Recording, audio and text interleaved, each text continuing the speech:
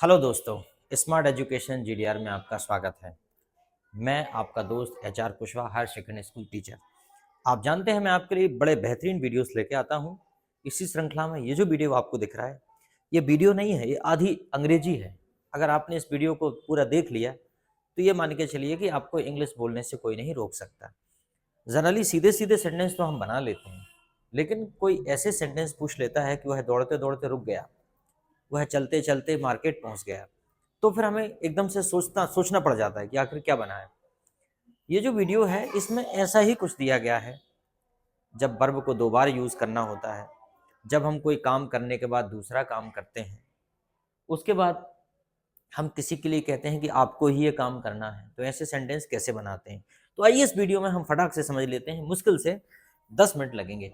अच्छा, ये शिकायत है, आप लोग कहते हो कि मेरे वीडियो काफ़ी लंबे होते हैं, लेकिन बात यह है कि फिर भी लंबे नहीं होते। अगर वास्तव में अगर ठीक से हम समझने लगे चीज़ों को, तो वीडियो और भी बड़े हो सकते हैं।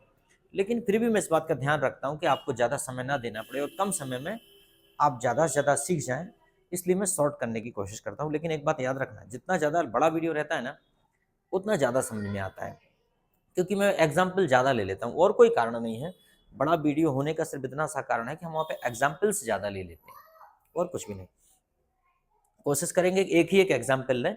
फिर भी क्या रहता है, कई बार प्रेजेंट पास्ट फ्यूचर तीनों को बताना होता है, उस वजह से हमारे एग्जाम्पल्स की संख्या बढ़ जाती है। ठीक है, तो आइए देखते हैं।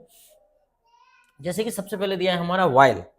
वाइल का प्रयोग हम वहां करते हैं जहां पर आता है जब वर्ब को दो बार प्रयोग किया जाता है। जैसे बात करें जाते जाते, जाते जाते या जाते हुए, कुछ ऐसे शब्द हम प्रयोग करते हैं, वहां पर हम वाइल का प्रयोग करते हैं। जैसे जैसे हमने कहा कि जाते जाते वह रुक गया, जाते जाते वह रुक गया, रुक गया। गाना भी है, चलते चलते यूं ही रुक जाता हूं मैं, क्या यही प्यार है।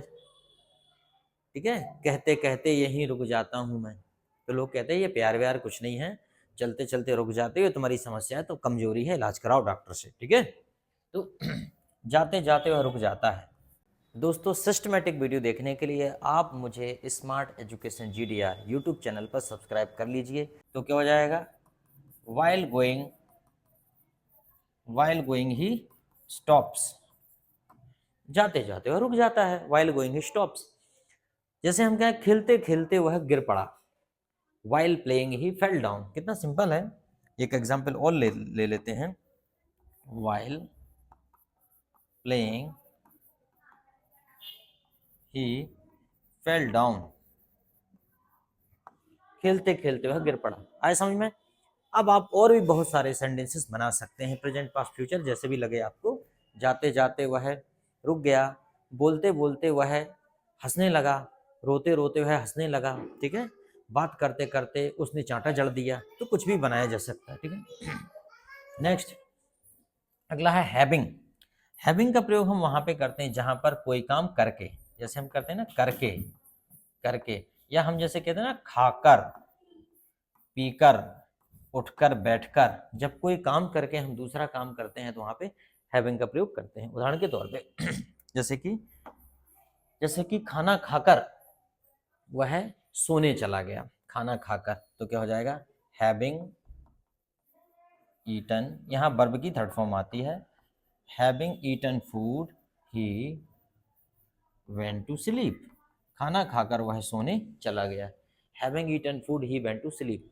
अच्छा, एक बात और होती है, जब कोई काम तुरंत होता है, एक काम के तुरंत बाद दूसरा काम हो जाता है, वैसी स्थिति में हम आईएनजी का प्रयोग करते हैं। देखो सेंटेंस वैसा का वैसा, जैसे दरवाजा खोलकर वह बाहर चला गया, opening the door he went out. इसमें आपको समझ में आ रहा है कि सामने वाले ने समय नहीं लगाया होगा। दरवाजा खोला, तुरंत बाहर चला गया, दरवाजा पुश किया और चला गया बाहर। ठीक है, तो ओपनिंग द डोर, कुछ लोग होते हैं उसे दरवाजा खोलने में टाइम लगता है, पुश लगा रहता है लेकिन वो पुल कर रहे हैं, पुल लगा है तो पुश कर रहे हैं, और इतना ताकत लगा देते हैं कि उसका हैंडल ही तोड़ के ले आए, लेकिन दरवाजा नहीं खुलता। तो बड़े सूझबूझ की बात है ये। Opening the door he went out, तो समझ में आ गया। कोई भी काम करके एक बार और देख लेते हैं। जैसे कि पढ़ाई पूरी करके खेलना। ठीक है, having completed having completed study you play, पढ़ाई पूरी करके खेलना, having completed study you play, पढ़ाई करने के बाद खेलना, ठीक है। या हम ये कह सकते हैं हैविंग कंप्लीटेड स्टडी, वह खेलता है, ही प्लेस, पढ़ाई पूरी करके वह खेलता है। समझ में आया? इसीलिए थोड़ा सा सेंटेंस बहुत सारे बनाने के कारण वीडियो लंबा हो जाता है, और कोई कारण नहीं है, बस सीखने वालों के लिए तो लंबा ही अच्छा रहता है, ठीक है। इज इट फॉर, जैसे जब कोई हम बल देते हैं कि जैसे मुझे ही, है ना, मुझे ही या तुमको ही, तो वैसी स्थिति में हम इट इज फॉर का प्रयोग करते हैं, ठीक है। जैसे कि मैंने कहा तुमको ही आना है, तुमको ही, तुमको ही आना है, तो ये हो जाएगा it is for you to come, it is for you to come, तुमको ही आना है, मुझे ही खेलना है, it is for me to play, मुझे ही खेलना है, it is for me to play, राम को ही खेलना है, तो क्या हो जाएगा it is for Ram to play. समझ में आ गया? अगर पास्ट का प्रयोग करना होगा तो इसकी जगह पे वाज लगा देंगे, मुझे ही आना था, it was for me to come, तुमको ही जाना था, it was for you to go. समझ में आया? कोई दिक्कत नहीं। चलो, अते आवाज नहीं,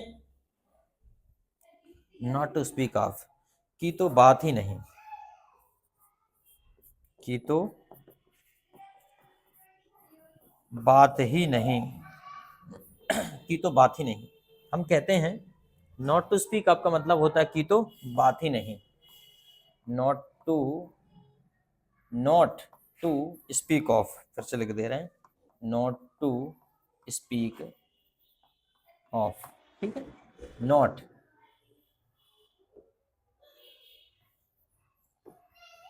क्या लिखा रहा है भाई, नॉट टू स्पीक ऑफ, की तो बात ही मत करो, की तो बात ही नहीं है। जैसे हमने कहा कि सोफा तो सोफा, उसके घर में तो कुर्सी भी नहीं है, तो यहाँ पे नॉट टू स्पीक का प्रयोग करेंगे, तो क्या हो जाएगा not to speak of sofa, not to speak of sofa, there is not even a chair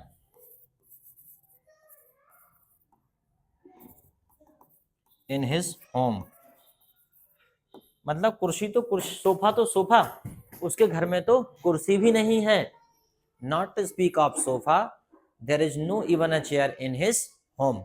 जैसे हम कहते हैं कि चाय तो चाय, उसने तो पानी के लिए भी नहीं पूछा, तो क्या हो जाएगा not to speak of tea, she didn't ask even for water, she didn't ask even for water, not to speak of tea, she didn't ask even for water, चाय तो चाय, उसने तो पानी के लिए भी नहीं पूछा।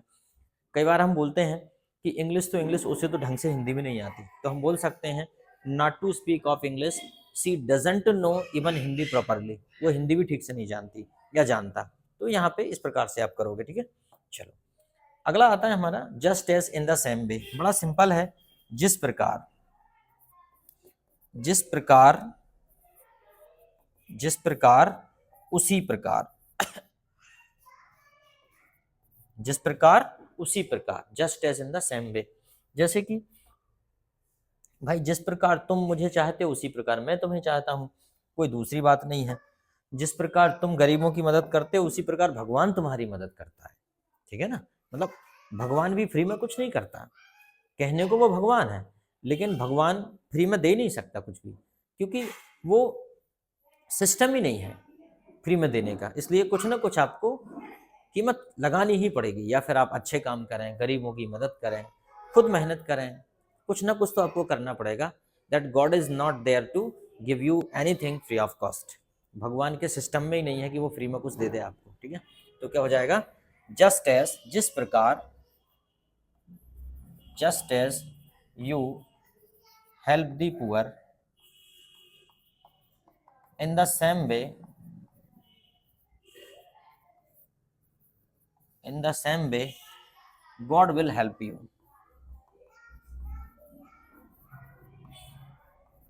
Just as you help the poor, in the same way God will help you. जिस प्रकार तुम गरीबों की मदद करते हो, उसी प्रकार भगवान तुम्हारी मदद करता है। जिस प्रकार तुम मुझे चाहते हो, उसी प्रकार मैं भी तुमको चाहता हूँ। Just as you love me, in the same way, in the same way I love you, in the same way I love you। जिस प्रकार तुम अपने हस्बैंड को नहीं छोड़ सकती, इसी प्रकार मैं भी अपनी पत्नी को नहीं छोड़ सकता। सेम थिंग, मान लो कोई ऐसी बात करता है तो भी वहां बन जाता है। ठीक है। चलो अब बात करें नॉट ओनली बट आल्सो। इसका मतलब होता है ना सिर्फ भी। क्या होता है ना सिर्फ भी? क्या हो जाएगा दोस्तों? ना सिर्फ भी का नॉट ओनली बट आल्सो, ना सिर्फ भी।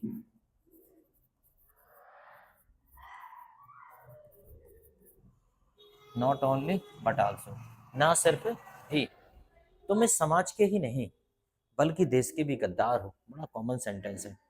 तुम हिंदी ही नहीं बल्कि अंग्रेजी भी सीखो तो हम कर सकते हैं you not only learn Hindi but English also. मान लो हम तो हिंदी अच्छे से आती है हमको, परंतु इंग्लिश भी हमें सीखना है। You not only learn English but Hindi also. ठीक है। तुम जैसे कि तुम अकेले नहीं खेलते। You not only play but your brother also,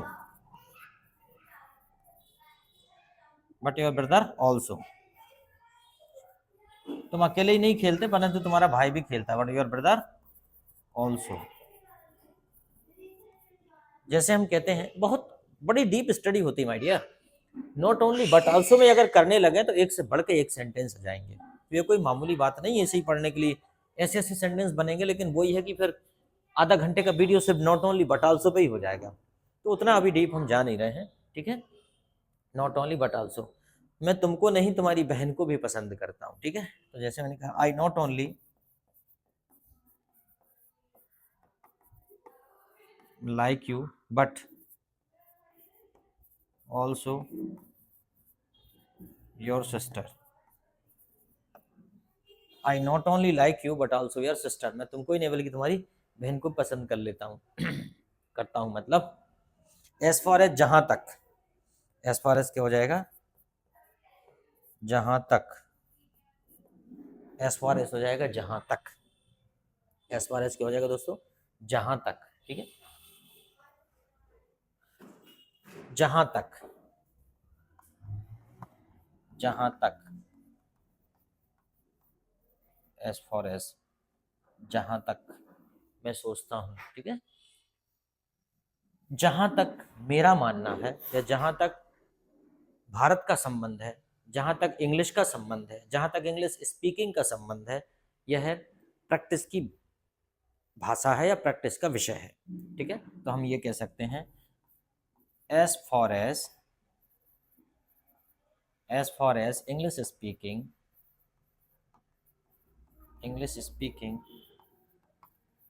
is concern,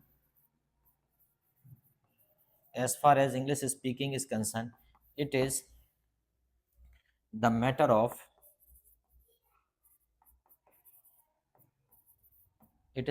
of practice। ये सब क्या है?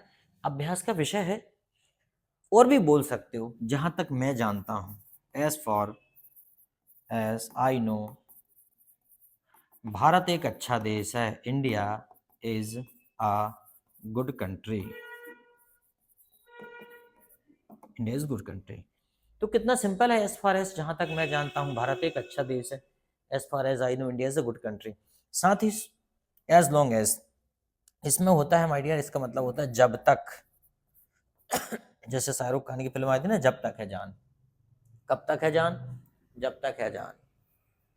एज लॉन्ग एज तो कब तक है जान? जब तक आस है तब तक सांस है। ये बड़ा कॉमन सेंटेंस है। आपको भी पता होना चाहिए, as long as there is hope there is life.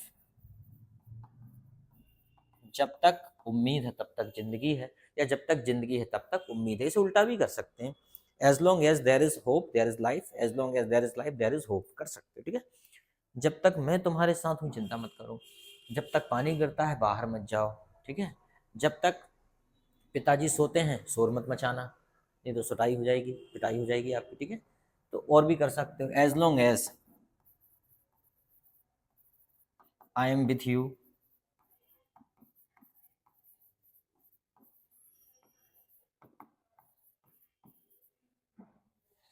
As long as I am with you don't worry,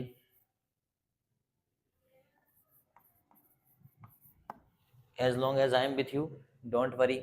जब तक आई एम विथ यू, जब तक मैं तुम्हारे साथ हूँ चिंता मत करो, as long as I am with you don't worry, जब तक मैं तुम्हारे साथ हूँ चिंता मत करो, ठीक।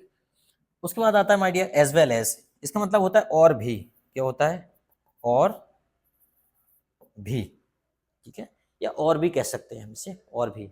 जैसे कि मैंने कहा और भी, तो यहाँ करना as long as well, sorry as well as, इसका मतलब क्या होता है, और भी। जैसे हमने कहा